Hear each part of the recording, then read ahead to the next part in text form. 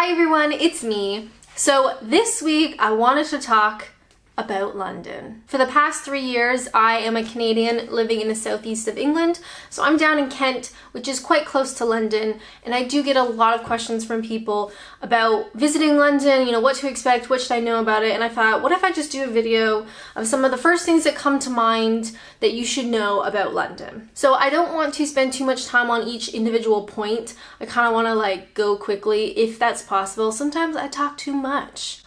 I know that. But I have a bunch of points typed out here on the old laptop, and I'm just gonna go through them. And so these are some of the things that I think you should know about London if you want to visit, or if you are even thinking about moving here to England and you want to live in London. So without further ado, let's go.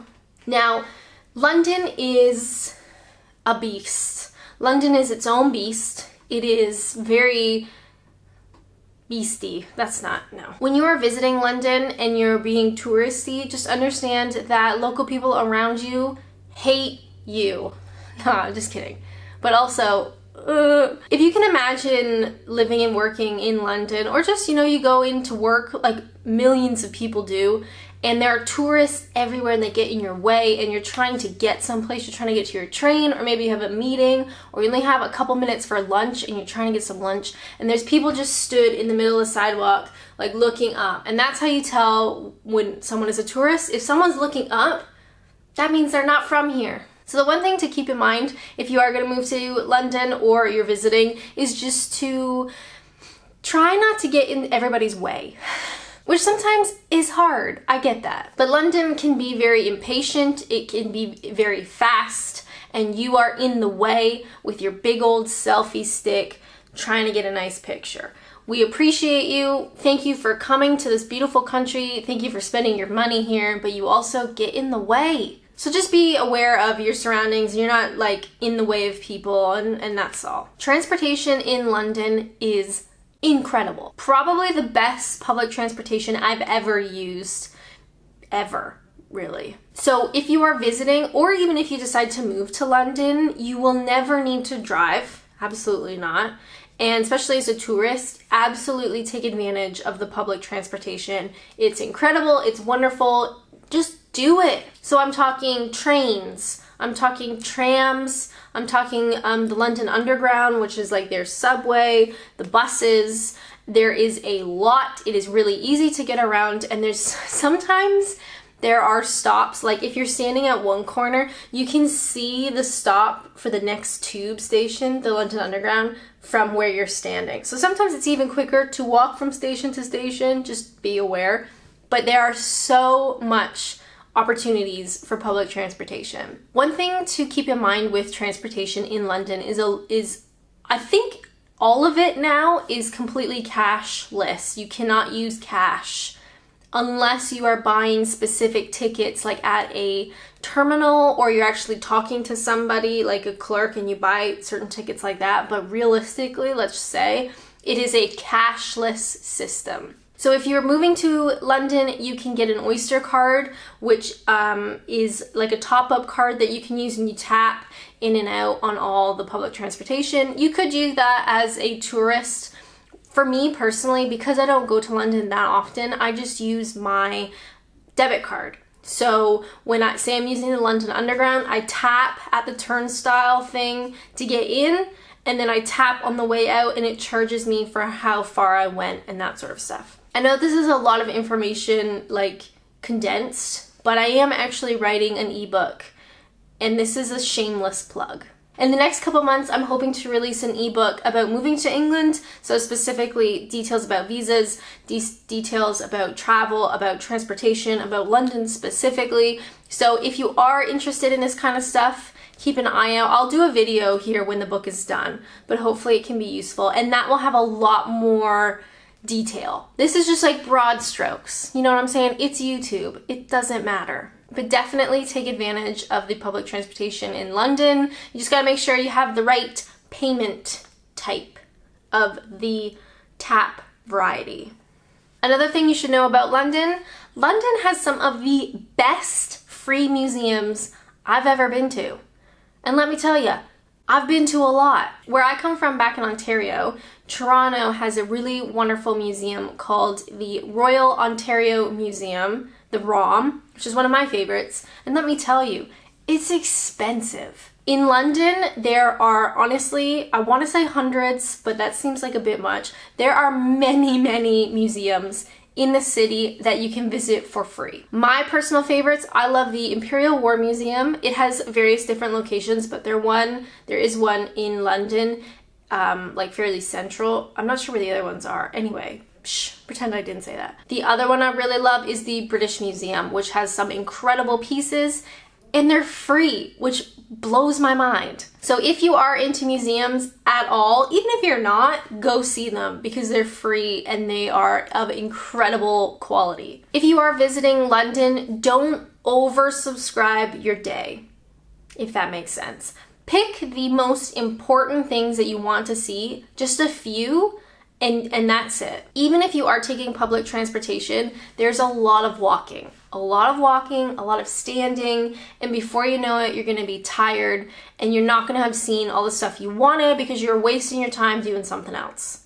Don't bother. My biggest tip is to pick, I don't know, maybe 2 or 3 things depending on what they are, and those are your priorities. You make sure you do those things first, and then you can do whatever you want in the rest of the day. Maybe have like a second tier of things you'd like to do. Just don't oversubscribe your day. Because you can't really enjoy a city that much when you are so tired and your feet hurt and you don't know where you're going and it's just a bit overwhelming.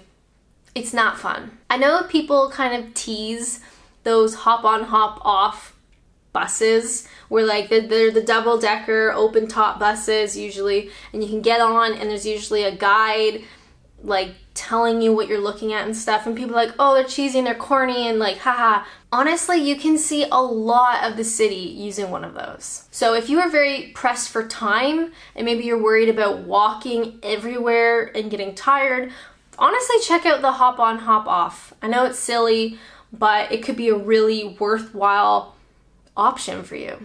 Another thing you should know about London, it is very hard to comprehend how big London is. Okay, so for me, I would compare it to like Toronto. Say Toronto is a really big city. It is nothing like Toronto. It's just not. Hey Siri, what's the population of London? In 2016, the population of London was 8,787,892. It's hard to understand just how big it is until you actually go there. So just keep that in mind. One of the things I love about London is every time I go there, I see something new. I see something new, I eat something new, I drink something new, I do something new. There is always stuff happening in London. And I know that's a really big draw for people coming to live in England. A lot of expats tend to go to London. It makes sense. There's a lot of opportunity. There's always stuff going on. It's a big, vibrant city. It's the same when people go to Canada. A lot of times people either go to Vancouver or Toronto. Like, okay, I get it. It's the big areas, the big places that people know of. I totally get it. But definitely with London, I always experience something new. It is overwhelming how much history and the architecture and just the background of London itself. If you're really into that kind of stuff, there are a lot of walking tours you can do. So rather than just aimlessly walking around looking up like a tourist, you can walk around with a guided tour with a guide, and you can all look up together. But at least they can tell you what you're looking at. And between you and me, way back when, not that long ago, I did a free Harry Potter walking tour. So it took us to all the locations that were used in Harry Potter in London. And I was not disappointed. I kind of touched on this at the beginning, but another thing you need to just keep in mind about London, it is a real city. People live there, people work there. It's not Disneyland, although it kind of looks like it sometimes. So basically just be respectful of people that are actually living and working in that city. Get out of their way, don't be rude, all that normal stuff that you do anywhere. But sometimes I think tourists forget, because London is this big beast, right? You go and you see all these important locations and buildings and stuff, and you forget that there's people working in those buildings. That's all. London, like any big city, does have crime, of course. It's just common sense kind of stuff. You don't necessarily want to put yourself in bad situations, just like if you were in Toronto. Like, it's not that different. I guess the biggest thing with tourists would be like pickpocketing. If it's very obvious, you've got a giant backpack and you're looking up and you're not really aware of your surroundings, you'd be probably pretty easy to pickpocket. So just use common sense and you'll be fine. Out of all my traveling, I've never been successfully pickpocketed. There was one time in Paris, but the guy didn't realize that my jeans pockets were fake because women's pants apparently never have real pockets. But that was a different story. And finally, one of the things you should know about London, it's an incredible city. I know a lot of English people can get a little bit upset because they say London is not England, which I absolutely agree. London is not England, but that doesn't mean London is bad. For your first time to England and you're not really sure where to go and you just want to do a big city trip, you know, a city break, London is incredible. It's a fascinating city. It's wildly unique. There's always something to do, to eat, to drink, to see. It's absolutely incredible. It's really easy to get around. Plus, they have 2 massive airports, so it's easy to get from the airport into the city without having to worry too much. So while a lot of English people get upset at London, they think, oh, I hate London, it's loud, it's gross, it is a really fascinating city. And if you want to come to London, I absolutely recommend it. Just like I recommend seeing some of the other cities and villages around England. If you have the money and the time, sometimes you just don't. But those are some of the things that I think you should know about London before visiting, and a little bit, I guess, could also be used if you're moving there. Yeah, I guess. Like I said before, I'm working on an ebook about my experiences moving to England, and there will be specific chapters about London because I know a lot of people do go there. So if you are interested, keep an eye out, okay? Just, you know, keep your ear to the ground. As always, thank you guys so much for watching, and until next time, bye!